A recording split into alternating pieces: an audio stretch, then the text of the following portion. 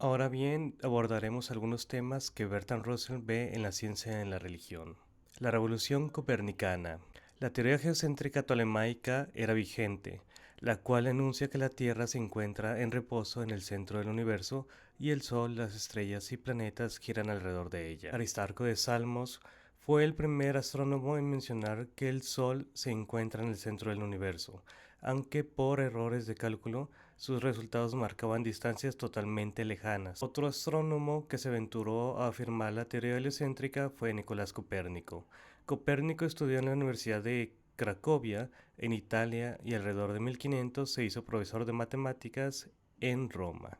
Durante 23 años estuvo trabajando en su obra sobre las revoluciones de los cuerpos celestes, obra que se publicó poco antes de su muerte.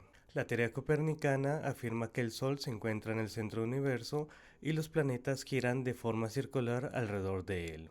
Copérnico dedicó su obra al Papa. Osiander, su editor, añadió un prefacio de la obra diciendo que la teoría era una hipótesis y no una verdad positiva, haciendo lo posible para evitar la censura. El siguiente paso en la astronomía lo dio Johannes Kepler. Publicó tres leyes conocidas como las leyes de Kepler. La primera afirma que los planetas giran alrededor del Sol de forma elíptica, es decir, de un círculo alargado, rompiendo con la tradición griega que pensaba en el movimiento circular de los cuerpos celestes, porque dicho movimiento es perfecto. Ptolomeo, en lugar de rechazar esta tesis, propuso una idea de epiciclo, que es un movimiento circular dentro de otro, para cumplir ese movimiento.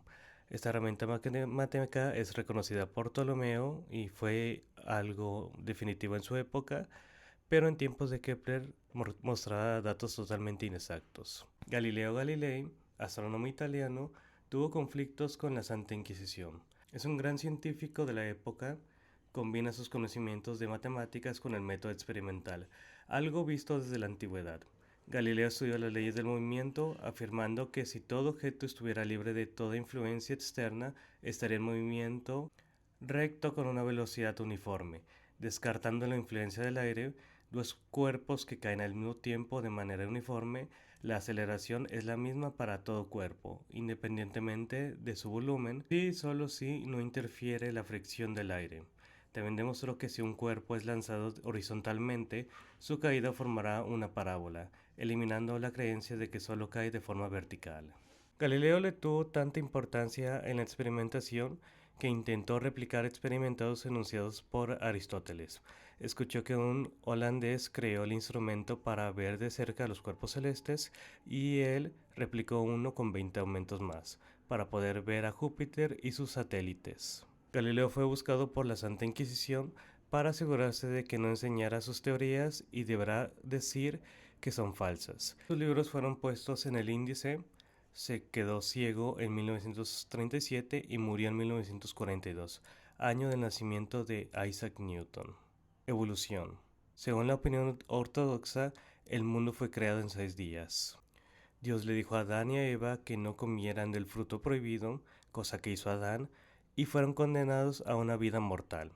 La Iglesia creyó que la ciencia estaría de acuerdo con el dogma. En el año de 1795, casi toda Inglaterra miraba una doctrina no bíblica como, como un ataque digno de castigo. Con respecto a la evolución, Lamarck fue el primer biólogo que realizó aportes sobre este estudio. Según Lamarck, un nuevo organismo siente una nueva necesidad. Su segunda hipótesis, relacionada con la primera, enuncia que lo adquirido por un individuo será adquirido por su descendencia. Tiempo después llega el darwinismo, que resultó ser un golpe tan duro a la teología como el copernicanismo.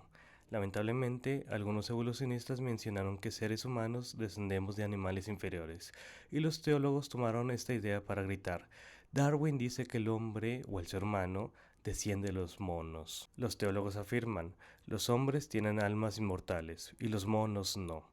El que murió en la cruz murió por los hombres, no por los monos. ¿En qué momento los monos obtuvieron estas características teológicas? La religión de la época de Russell, el libro se publicó en 1935, hasta aportaba a la teoría de la evolución. La evolución es el despliegue de una idea que ha estado siempre en la mente de Dios, afirma Russell sobre los dichos de los religiosos. Demonología y medicina. Realmente se consideraba la enfermedad como un castigo por los pecados de una persona, pero después se consideraba obra de los demonios. Era curada por santos a través de la oración y la peregrinación, por exorcismos o tratamientos bastante desagradables. Era muy común la plaga y la peste en la Edad Media.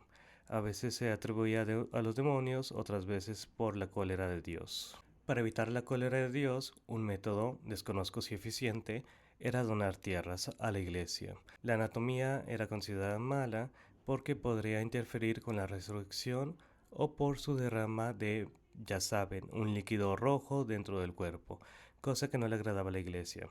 La locura era debida por posesiones diabólicas. La cura consistía en el exorcismo de la persona o tocando una reliquia. Los métodos fallaban, el paciente era azotado y torturado. A finales del siglo XV sale la publicación del Maleus Maleficarum, el martillo de las brujas, un tratado que consiste en preguntar y castigar a las brujas. Se estima que en Alemania fueron 100.000 víctimas de este tratado.